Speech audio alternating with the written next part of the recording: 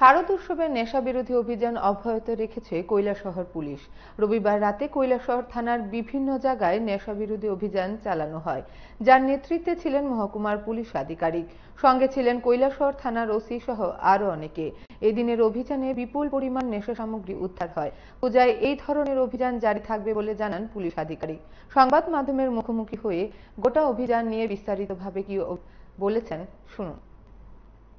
अभी हमें 8 बजे एक इन्फॉर्मेशन मिला था कि यहाँ पे कुछ ड्रग्स का कुछ हो सकता है, तो उसके वजह से हम इन्फॉर्मेशन पास ऑन करके यहाँ पे राइड मारने को भेज दिए थे।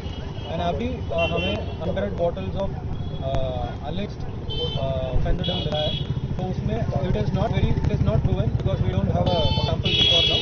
तो अभी के लिए उसमें कॉफ सिरप जैसे लग रहा है और उसमें कोड एंड सिल्क तो लिखा है, तो शायद फेंथेनिल हो सकता है। तो वहाँ जाके हम चेक करेंगे। अभी के लिए 100 बॉटल्स मिला है। We have followed all the procedures in the presence of executive.